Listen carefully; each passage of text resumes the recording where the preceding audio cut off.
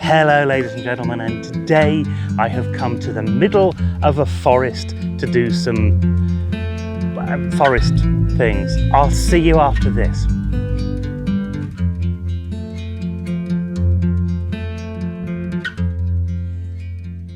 Hello, and in today's video I mean it looks, doesn't it, like I'm in the middle of a forest. I've got my glasses on as well. I don't normally record with my glasses on for two important reasons. These are driving glasses. They're long distance glasses, and what I do tend to find, if I don't take them off when I get out of the car, then my eyes don't really adjust to the fact that I'm not wearing them when I need to have them off. So I do need to kind of take them on and off. And I know what it looks like. It looks like I'm right in the middle of a forest here, doesn't it? Well, actually, I'm not. I'm sitting on a log and there are plenty of trees around me, but I'm actually just outside a place called Birdlip. And I noticed this actually from the side of the road the other day, and I thought this would be a really interesting trip for me, really, just to kind of explore an area which is quite close to home, nonetheless has some places in it that I've not really been to before, that I've not really looked at before. I live in a place called Gloucester, and around Gloucester there are hills. It's in a bit of a valley, and one of those hills is called Painswick Beacon, which is a relatively famous place. I mean, not incredibly famous place, but it's kind of well known if you go out and do walks and things in the United Kingdom. It's one of those places where people should go, oh, you should go to Painswick Beacon. They've got a golf course there. Anyway, Birdlip is kind of on the way between my place and Painswick. And as I was driving there, actually to have a look to see if I could get another video out of it, I'll come to that in a minute because it's been a bit of a nightmare couple of weeks. I passed this area, which is Woodland, and there's clearly a place where cars have pulled over to kind of park, and there's clearly a path here where people walk on a regular basis. But what I noticed is that there were dips in the landscape, and you might even be able to hear the traffic behind me. I am so close to the road, it's unbelievable. But there are these dips in the landscape, and one thing that I've noticed when you're doing woods and photography, if you want to get those root shots, one of the things that you need to look for is those dips in the landscape, because it's there where the trees might have grown and then the ground might have subsided, where you get these really, really lovely root structures. So I thought I'd come and have a look. That was all it was. And I'm kind of hoping that this is a bit of a thing for me. This is a return to form, because I've had a really, really rough couple of weeks. I may have spoken about it on a previous video. I had the problems with the car. I still might have problems with the car, which is a little bit worrying. I've had copious amounts of times when I've gone out to take a video and something has gone wrong. I went to a place called Speech House yesterday, which is in the middle of the Forest of Dean, a brilliant forestry location, and I forgot the SD card for the video camera, so I couldn't record a video, which was infuriating. Because that's come after trip after trip after trip where there's something technical has gone wrong, or where I've not managed to get there, or where I have got there. The photos that I thought I'd find there, they just weren't anywhere. So what I'm looking for today is maybe some root shots. I don't think we're going to see anything particularly spectacular, but there might be some nice root shots around. And I suppose the same things that I'm looking for whenever I do anything in the forest. So if you're not kind of familiar with forest photography, there are a few things that you should really look out for. Subject, obviously, and light are the two things. You want nice shapes, and that often comes from either roots or branches. If you've got trees that have fallen over or branches that have fallen off, sometimes those can make nice shapes, nice patterns in the thing. That's kind of what I'm going for today. I'm also going to use a different lens, and I do actually have to change that lens over right now, because so far when I've been making these videos, I've usually been using this, which is a bit of a beast when it comes to taking photos. It's a good lens. It gives you an awful lot of range, but this is the kit lens from the camera. It's the 18 to 55, and the reason I want to use that, and the reason I'm going to be using it at 18mm, is because at the widest end of this, you've got an f2.8 lens, and we're in the middle of a forest and there is not much light around, so that f2.8 could be really, really useful. Now I've got that on the camera, I've got my camera back in my bag.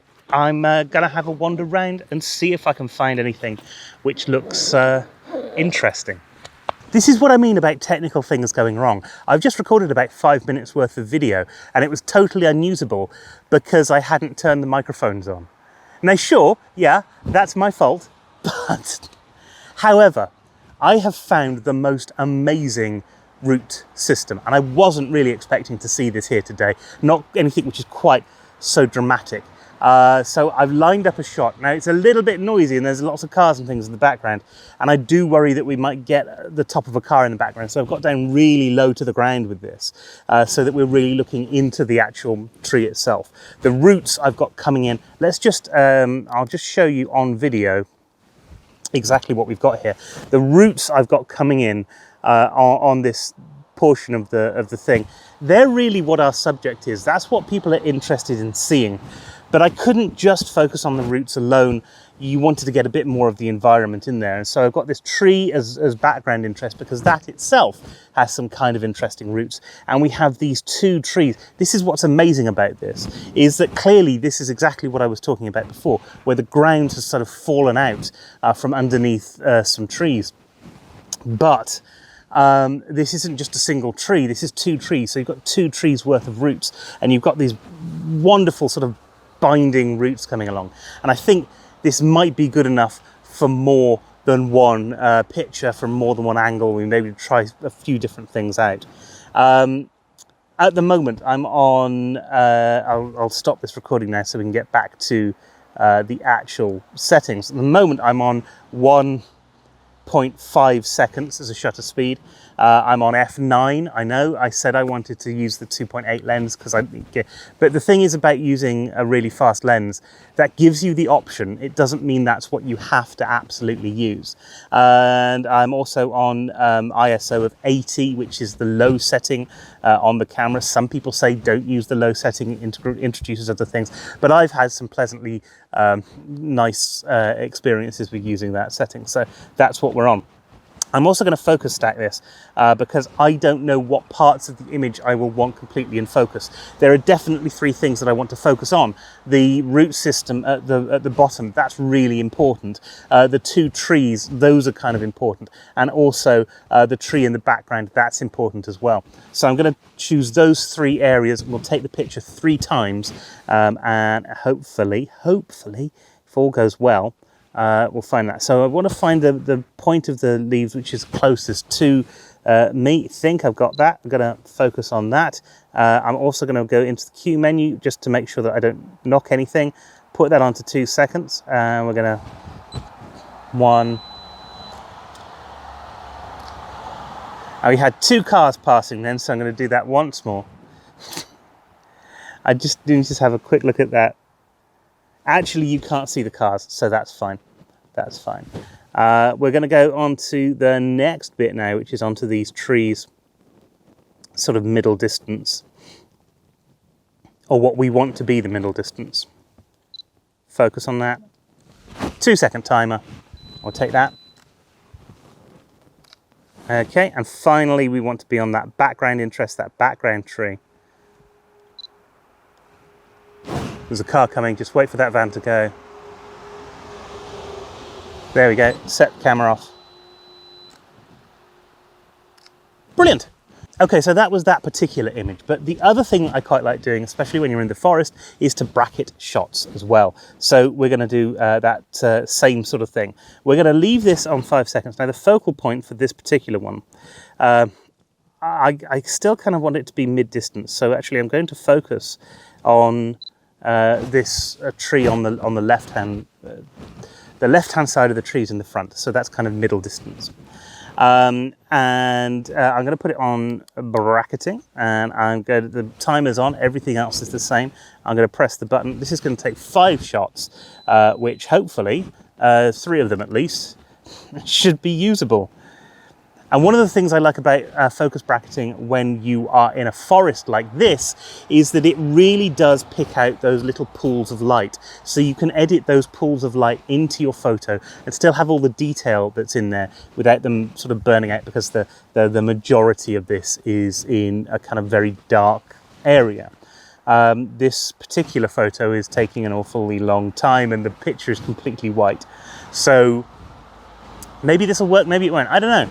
It's okay, I've definitely got a darker frame in there. Let's just go over those in the camera. Yeah, I've definitely got a frame which will work for this. And I'm just going to check the focus on some of these things. Focus is pretty good. And at f9, I would kind of expect that.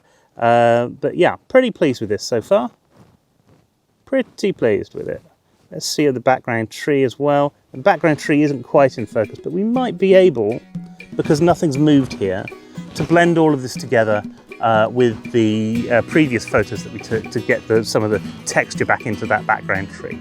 I'll tell you what, let's take a look at the final image that I managed to come up with in this voiceover-y bit now, shall we? Here's the first shot, and as you can see, I was able to get some of the lovely golden colours of the woodland into this image. It's a little stylised, but I do quite like it. But I noticed when I was editing that there was something that wasn't quite working for me about this shot, and I couldn't put my finger on it. This does happen occasionally, that it's not until you edit a shot that you end up figuring out how you should have taken the images all along. Okay, so I found another composition.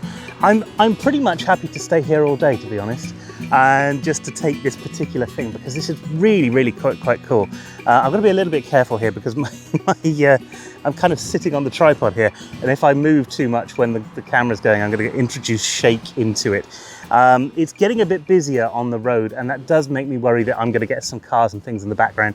To be honest, where I am sat right now, and actually where I was previously, I don't think that's going to make too much of a difference. So let's go over the composition as I've got it at the moment. I'll just focus in on that. Okay, so what I wanted to do in this one, I wanted to have at least one of those trees be very central in the frame. And I've got that with this particular tree here. And then the foreground interest, the roots become the foreground interest. The actual subject, it really is that tree because you're leading towards that tree. But it's not particularly pleasing really because there's not much to that tree. And perhaps angling it a bit. You know what? I think this is a little bit better. It's a little bit better because you're not so focused on what was down there. And look, this is one of those things where just angling slightly can actually change the focus of an image, not the way that the image is focused, but can actually change the way that that tree looks, that tree feels in the final composition. I quite like this because you've got, again, layers of tree, but you've got that root system leading towards it. Okay, so let's stop that recording now. And we'll put it back onto the settings that we've got. Same settings as before, 1.5 seconds at f9, and we're doing the ISO of 80 again, which should give us pretty much what we want. Now, focusing, focus-wise, I think what I want to do is focus on kind of along the first horizon line. And I'm going to test this and see what happens, because if this doesn't give me the right result, I can always do it again. It's not a major problem. Now, I didn't quite do that right. Now, let's see what's in focus. Now, if I do that, all of our foreground is in focus, and the tree itself that I'm focusing on is in focus. This again is at f9, so there's a fair amount of depth of field in there, and we've got a tree in the background which is in focus as well, so that I quite like. Now, there are a few problems with this. Of course, first of all, I do need to put that 2-second timer on because I want to make sure everything is clear. I'll see what that photo is like when I get back into Lightroom, obviously, but I also want to do that bracketed shot that we did before. where are we? We're doing 5 brackets, the same as before, because what you probably noticed in the video, up in the top left-hand side of the frame, we've actually got some light coming in up there, and it is where the sun, I mean, it's almost like a beam of sunlight coming in at the top, top of that frame. You can almost see that kind of misty quality to it, which is fine, but on a 1-second shot, is a problem. So what I'm going to do actually here is reduce my shutter speed. And what I want to do is pull that down, and I'm on, where am I? 1 point, just underexposed, slightly underexposed. So I've got a shutter speed of a 2 of a second. I still don't know how to say that. Anyway, it's one. You know, if it was 1.6 of a second, it's not. It's 2 of a second. F9, 80, same settings as before. Same focal point as before, because that focal point worked really well. So we are just going to hit the button, and in 2 seconds, it should start to take all of those pictures. Now, the benefit with this is that not only should it fill in some of the colour from up there, some of the light from up there, which we can play around with when we get back into Photoshop. The other thing that it's going to do is to give us that longer exposure, that sort of 1.5 second exposure as well. Now that's done. Let's just quickly look through the things. Yeah, the first image on this has got all of the detail where that light is. The second one, the third one we're starting to get to the right exposure for down here. The fourth one is far too overexposed, and the fifth one is our standard exposure, which works quite well. And again, just check sharpness on this really quickly. That's looking really nice and sharp all the way through the frame, apart from at the very, very front, which I'll likely cut off anyway. The trees are looking good. There's a lot of texture in there. I think we've got it there. I think we've got a really nice shot there. And I'm kind of interested to see what I can pull out of that when we get into Photoshop. And I do want to have just a quick word. I know I've rambled on a lot in this video, but I do want to have a quick word about Photoshop and about using the tools that are available to you. I've actually been doing a lot between Lightroom and Photoshop and Luminar in order to get a final image that I've really liked. And Luminar's really good for stuff like this. Now, I did make a video, was it last week, week before, talking about the new Luminar AI, and that perhaps you don't want to buy that if you've already got Luminar. That's a different matter. Actually using Luminar, whether it's Luminar 4 or whether it's AI when that comes out, is a different proposition. And what I've found when using Luminar is that it's got some really, really nice tools that use AI in a way that make my pictures look better, without me having to do an awful lot to it.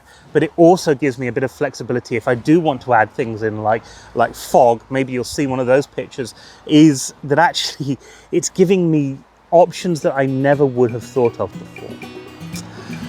So, nearly done here, but I think there's one final thing that I wanted to do because of the way that these roots sort of move into the frame. What I'd really like to do with this is a panorama, like I've been doing before, where I'm taking all of the thing into account. But in order to do that, I've really got to find the best place to stand or sit.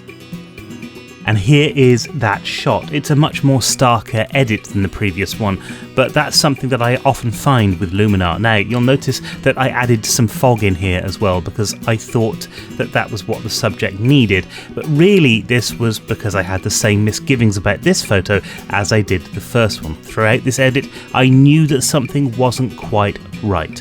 There was one more image to go though. Okay, so I wanted this final image to be a bit more of an intimate look at the root and branch system here. And I'm going to do a couple of test shots here just to see what it looks like. Partly really just nail that focusing. So we're on to the same settings that we had before. Those are still, actually those are not quite as good as they were. I think what I'll do, I'll put the shutter speed down. Clearly we've got a lot less light here than we did. Now I'm at 1.3 seconds in order to get that. And I want to make sure that I'm exposed as much as possible throughout all of the panorama, because it's kind of important that you don't get sort of major changes in light, although we can handle some changes in light. I think this will just about work, and what I want to do, I want to focus where I'm going to focus, which is at the intersect of the two trees. Now the shot here is very much like the shot that we had before. So I've got the one tree on the left and I've got the two trees in the middle, and the root system there. But what I'll do is I now want to take a picture here, which is where I'm first going to get a thing, and to see if that's sharp. Let's just take a quick look at that. Well, it's not, and I think that's camera shake. So let's put, one of the things about this camera that I don't like is that when I set a 2-second timer on it, it disappears in between takes, in between me turning the camera on and off, which makes sense in many respects, but in other respects is a pain in the bum. So let's try that again without the camera shake. See what that's like. This is much better. Okay, all of that is sharp, which means that I should get a good panorama shot if everything goes well. Brilliant. Okay, and I'm going to start over here, and I'm going to go all the way around. There's a bit of this which is moving, and I'm wondering if...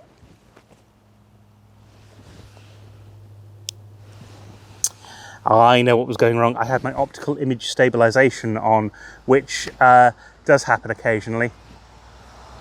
Okay, so I'm going to take a panorama from here. Let's see where I'm going to finish about here, and I'm just going to go for it and see what I can get from it. Now, a lot of people say that when you're doing a panorama, you need to leave about half of the frame in order to in order for Photoshop to be able to stitch it properly. I've not found that. I think that about a third of the frame is okay. So I'm doing that. And I'm just choosing a bit of the landscape that kind of works for me. So there is the next one. And I have to just ignore the cars going around in the background and hope that I will be able to remove them if all goes to plan. Okay, I think this is going to be the last one. But I do have a feeling that some of that is going to be overexposed, and so I do want to do this again, but instead using the bracketing system. So here we're going to do the same sort of thing, the same settings that we're using before, and then we'll alter a few things around. So first of all, I want to take this down a little bit because our base thing, and this is the difference between doing just a single shot and doing a bracketed shot. We want the overexposed bracketed shot to be usable as much as possible, or as much of those shots to be as usable as possible. So I'm taking this back down to the second of a second, the 2 of a second, the tooth of it. How do you say those things? I don't know. We're going back to where we were before, which is actually a pretty bland area of the place. But we're going to start doing that and just wait. We're doing basically the same sort of thing again. One of these is a really long exposure, which I've just noticed, and which is not going to go well. But we should have enough there to be able to do things with. Okay, we're going to take that again.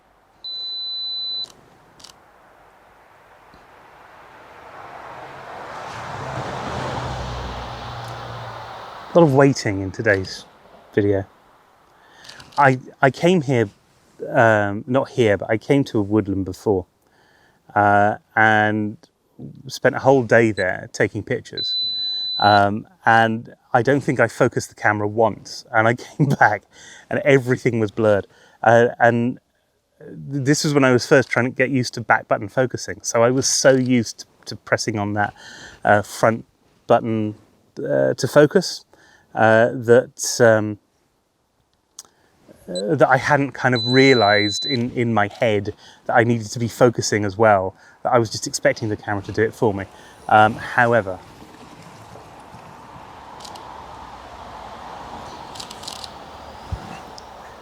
so that's a good tip if you're, this will be the last one, that's a good tip if you're changing from back button focusing, or changing from front to back button focusing. Don't forget to bloody focus, because it's... I might have done a mistake there and touched the camera in the wrong place. Okay, you know you've gone too far. That last picture was too far, because I could actually see the edge of this camera in that last shot, and that's not really the forest scene that I wanted to get. But I think I've got some interesting pictures here today, and I'm interested to see what I can actually finally get out of them. And here's the panorama, and whilst this isn't my favourite of the shots, it did make me figure out what was missing from the shot, and that was a subject. You see, I thought the subject was the roots of the tree, but I was wrong. So the following morning I rushed out to grab a final image of these roots, and here it is. What I realised that the real subject here was the small tree in the middle and the massive forest around it. The roots are foreground interest, the trees behind are background interest. Thinking about it like this made it possible to separate out the different layers of the photo and end up with an image that I think really works. Definitely, it works for me. I'd love to know what you think, so let me know that in the comments below. Well, anyway, that's it for this video. If you have enjoyed yourself, please give it a like. If you're new here, please click that subscribe button, the little bell icon at the end, and of course the all notifications tab that pops up, and then you will get to see all of the videos as I put them out. It's been a really interesting trip, this one, and I'm really pleased with the final image that I've got here, and I would like to see stuff that you have created yourself. So do let me know where I can find that out. Just stick a link in the comments and I'll go and have a look at it. Until next time, thanks ever so much for watching, and as I always say at the end of these videos, keep taking those photos.